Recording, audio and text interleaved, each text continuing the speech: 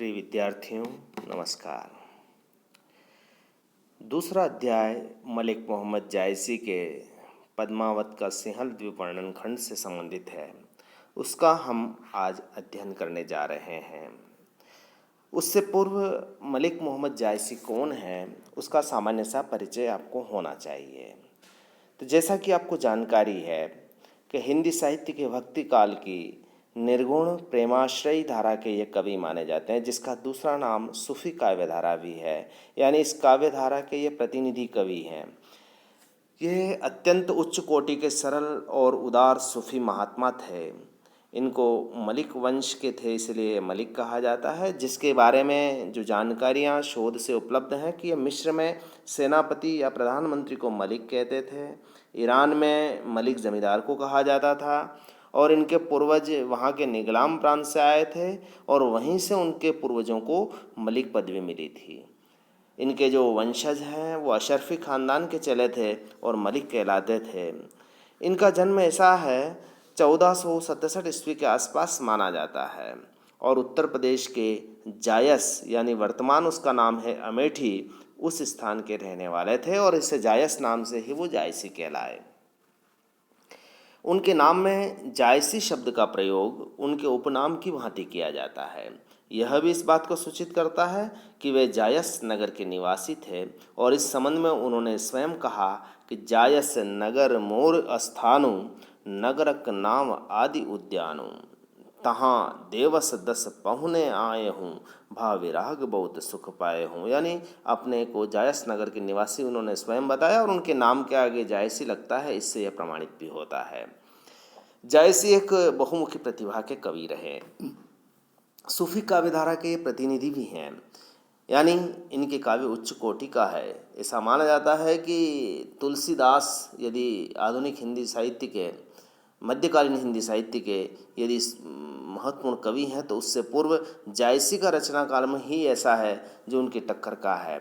यानी 21 रचनाएं उनकी बहुत प्रसिद्ध रही, जिसमें पद्मावत, अखरावट, आखिरी कलाम, कहरनामा, चित्ररेखा, कानवाहत प्रमुख है। परंतु जो ख्याति जायसी को मिली है वो पद्मावत ग्रंथ के आधार पर मिली, जिस पर पद्मिनी की प्रेम कथा का रोचक वर्णन हुआ है।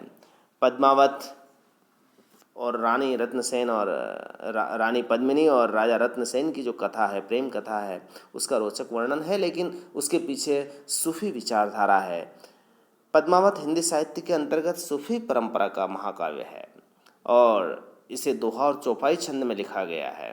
भाषा इसकी ग्रामीण अवधि है और इसके 7 अर्धालियाँ मिलेगी और उसके बाद एक दोहा आएगा। यानी इसका जो रचना वितान है वो इस तरह से है कि 7 चौपाइयाँ, जिसे अर्धाली भी कहा जाएगा, वो उसके बाद एक दोहा आ रहा है और विभिन्न खंडों में इसका गठन किया गया इस महाकाव्य का। अब पद्मावत में कहानी क्या है और उसके अंदर कथानक क्या गढ़ा गया है वो देखें आप कि जायसी सूफी संत थे और इस रचना में उन्होंने नायक रत्नसेन और नायिका पद्मिनी है, जिसको प्रेम कथा के रूप में गढ़ा है और प्रेम साधना का संदेश दिया है। यानी सूफी मान्यता यह है कि परमात्मा को प्राप्त करने के लिए एक साधक को ठीक उसी प्रकार से करना चाहिए, प्रयास करना चाहिए, जैसे किसी प्रेयसी को प्राप्त करने के लिए एक प्रेमी करता है। तो यहाँ जो पद्मावती है वो परमात्मा के प्रतीक के रूप में प्रकट होती है और रत्नसेन स्वयं आत्मा के रूप में प्रकट होता है और वह उसको पाने के लिए जिस तरह से कठोर परिश्रम करता है, मार्ग की बाधाओं को दूर करता है, यह महत्वपूर्ण है और उसी सूफी मार्ग का संदेश देता है।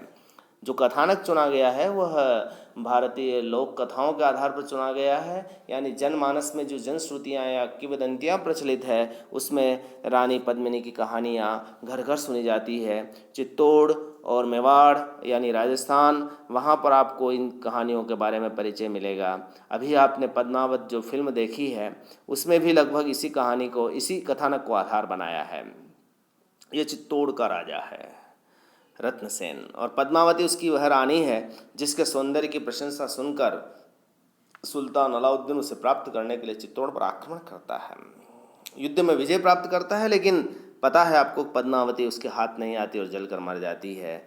इस अर्ध ऐतिहासिक कथा के पूर्व रत्नसेन द्वारा किस तरह से पद्मावती को प्राप्त किया गया है उसका एक कथानक जोड़ा गया है, और यह अवधि क्षेत्र में हीरामन सुग्गे की कथा के नाम से भी प्रचलित है। यानी हीरामन सुग्गे ने किस तरह से उस कहानी को सुनाया है।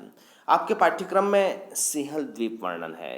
सिंहल द्वीप क्या है? सिंहल द्वीप के बारे में पद्मावत में बताया गया है कि पद्मिनी जो है वो यहाँ की रहवासी थी, और यह द्वीप सबसे ज़्यादा सुंदर है कवि की दृष्टि में। तो इसका वर्णन इसका वस्तु वर्णन जिस तरह से कवि करता है तो उसके अंदर आपको अतिशयोक्ति दिखेगा, यानी वह किस रूप में उसकी भव्यता का वर्णन करता है यह महत्वपूर्ण है। साथ साथ आपको सर्वप्रथम अर्धालिया मिलेगी, उसके बाद एक दोहा आएगा। पहला पद देखें आप। कवि कहते हैं कि सिंगल द्वीप कथा अब गाओ, ओ सो पद्मिनी बरनी सुनाबू, निर्मल दर्पण भांति विशेखा, जो जहि रूप सो तैसे ही देखा। धनि सो दीप जहाँ दीपक बारी, ओ पद्मिनी जो दई संवारी, सात दीप वरने सब लोगू, एको दीपन ओहि सरि जोगू। दिया दीप नहीं तस उजियारा, सरन दीप सर होइन पारा, जम्बू द्वीप कहाँ तस नाही, लंक दीप सरी पूजन छाही। दीप गवस्थल आरन परा, दीप महोस्थल मानुष हरा। सब संसार परद में आए सातों दीप, एक दीप नहीं उत्तिम सिंगल द्वीप समीप। यहाँ सिंगल द्वीप सातों ही द्वीपों में किस प्रकार सर्वश्रेष्ठ है उसका वर्णन आ रहा है। शब्दों को पहले देख लीजिए। सिंगल द्वीप का अर्थ तो सामने प्रकट हो ही रहा है, सिंहल द्वीप की बात है। वर्णी, वर्णी का मतलब होता है वर्णन करना, और वर्णक, वर्णक शब्द आ रहा है, यानी उसकी बानगी यानी उसके वर्ण की, विशेखी का मतलब विशेषता, इसी तरह से आ रहे हैं। आगे देखते हैं आप कवि क्या कह रहा है कि सिंगल द्वीप कथा अब गाओ, ओसो पद्मति बरनी सुनाओ। कवि जाहिर से कह रहे हैं कि मैं अब सिंहल द्वीप की कथा कहता हूँ, कथा अब गाओ, कथा कहने जा रहा हूँ और उस पद्मिनी का वर्णन सुनाता हूँ। ओ सो पद्मिनी बरनी सुनाओ, ये सामान्य अर्थ है, सामान्य अवधि में है। इसको अनावश्यक रूप से सांकेतिक अर्थ में नहीं ग्रहण करके अभिधामूलक अर्थ में ही ग्रहण करें कि सिंगल द्वीप की वो कथा कहने जा रहे हैं और वहाँ पद्मिनी कौन है उसका वर्णन करने जा रहे हैं। आगे कवि कहते हैं कि निर्मल दर्पण भांति विशेखा, जो जेहि रूप सो तैसे ही देखा।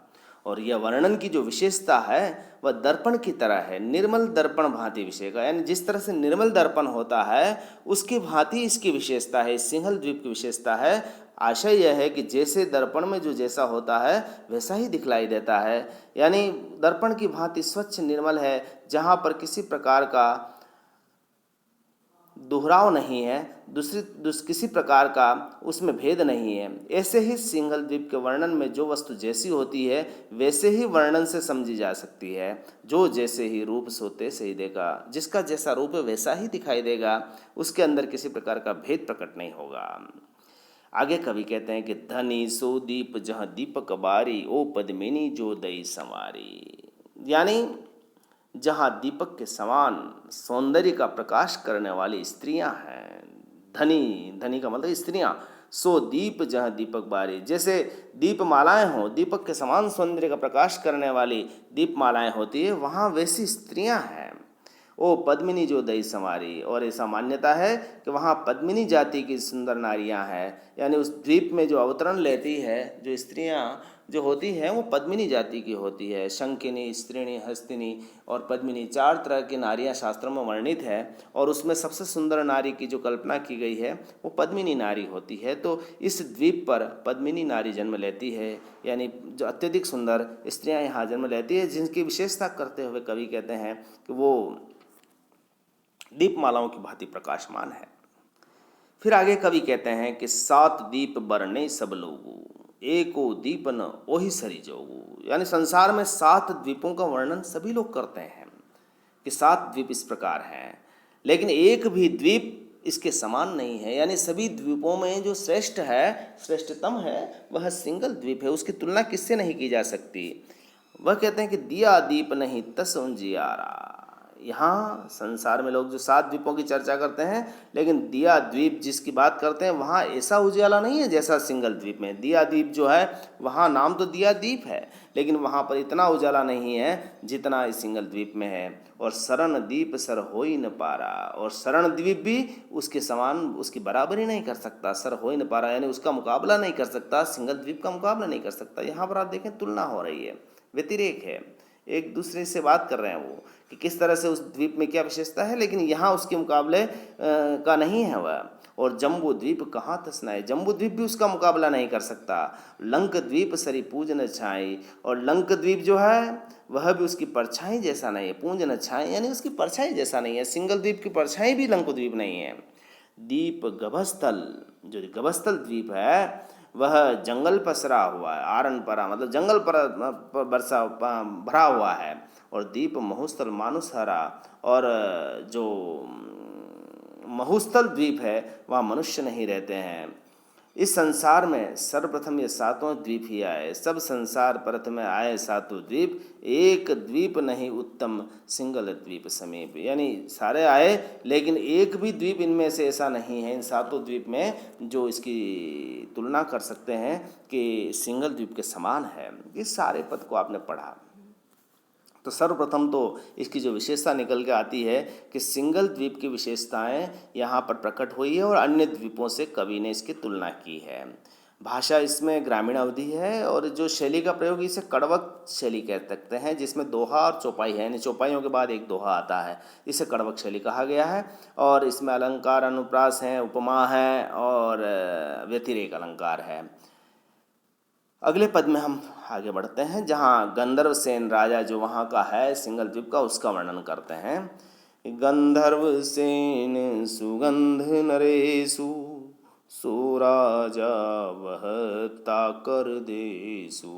यानी जो सिंगल द्वीप के राजा है उसका जो सुगंध है, उसका यश है, वह प्रसिद्ध है, प्रसिद्ध राजा है। सो राजा वह ताकत, जैसा राजा है उसका वैसा ही देश, यानी जैसा देश वैसा राजा है। यानी जिस तरह से यह द्वीप अपनी सुंदरता के लिए विख्यात है, वैभव के लिए विख्यात है, ठीक वैसा ही गंधर्व सेन भी अपने वैभव के लिए विख्यात है।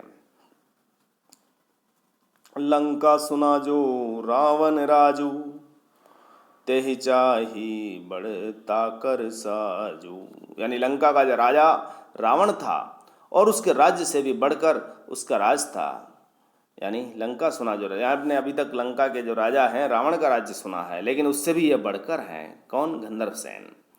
56 कोटि कटक दल साजा, इस राजा के यहाँ पर 56 करोड़ सेना का दल, 56 कोटि मतलब 56 करोड़ सेना का दल सुसज्जित था, और सब सिंहासनस्थ राजाओं का भी यह राजा था। सबे छत्रपतियों गढ़ राजा, यानी आसपास जितने भी गढ़ हैं उनका यह सब छत्रपति है, सबका यह बड़ा राजा है, यानी सभी इसके अधीन हैं, सब इसके सामने नतमस्तक हैं।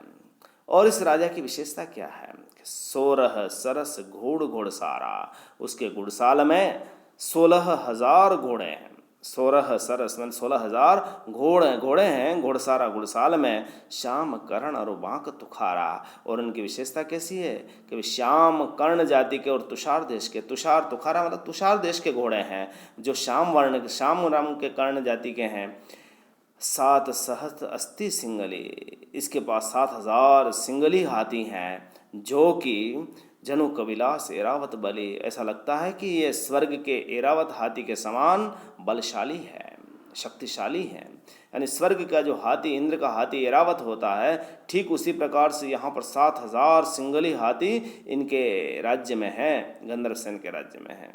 अश्वपति के सिरमौर कहावे, अश्वपति के राजाओं में सिरमौर है, यानी जो अश्वपति हैं, यानी जो अश्वपति जो राजाओं में सिरमौर है, जैसे गजपति का अंकुश गजनावे, जिस प्रकार अंकुश से हाथी झुका दिया जाता है, उसी प्रकार यहाँ अपने हाथी रखने वाले राजाओं को भी ये झुका देते हैं। यानी जो यहाँ के जो राजा हैं, जो अश्वारोही हैं, वो सिरपतिक हैं, सिरमौर है, यानी अच्छे घुड़सवार हैं, जो अच्छे सैनिक हैं, जो अच्छे अच्छे गजपतियों को भी अंकुश डालकर जैसे नमा देते हैं, झुका देते हैं, ठीक अपने शौर्य से उन्हें झुका देते हैं। नरपतियों में नरेंद्र, नरपति का कहाँ और नरी हिंदू, नरपतियों में नरेंद्र कहलाता है, और भूपति के जगह दूसरे, और भूपतियों में संसार में दूसरे इंद्र के समान है। यानी राजा गंधर्वसेन नरपतियों में तो साक्षात नरेंद्र है, और इस धरती पर दूसरा इंद्र है। ऐसे चक्रवे राजा चहु खंड भय होई, ऐसे ही चक्रवर्ती राजा गंधर्वसेन, जिनसे सारे संसार में लोग उनके कीर्ति से भय व्याप्त हो जाते हैं, सब आकर उसे सिर नवाही, यानी सिर झुकाते हैं। सरवरी करे न कोई, उससे कोई समानता नहीं कर सकते, वह कोई भी उनसे बराबरी नहीं कर सकते, सभी उसके वैभव, यश और वीरता के समक्ष अपने आप को झुका देते हैं।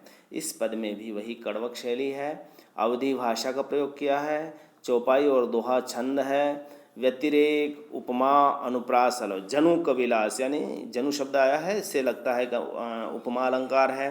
बाकी सत, सहस, 16 सहस, इसमें अनुप्रास अलंकार है। कोटि, कहक में, कटक में भी आपका अनुप्रास अलंकार है। इस तरह से इसके अंदर अलंकार यह हो गए, छंद हो गए हैं, दोहा, चौपाई, और भाषा इसकी ग्रामीण अवधि है। और इसमें भी जो वर्णन शैली है कवि की, वह वस्तु वर्णन शैली ठीक अतिशयोक्तिमूलक है, जहाँ पर राजा गंधर्वसेन के यश का वर्णन हो रहा है। आज हमने 2 पदों को पढ़ा है, कवि मलिक मोहम्मद जायसी के परिचय को पढ़ा है। अगले कालांश में हम अगले पदों का अध्ययन करेंगे।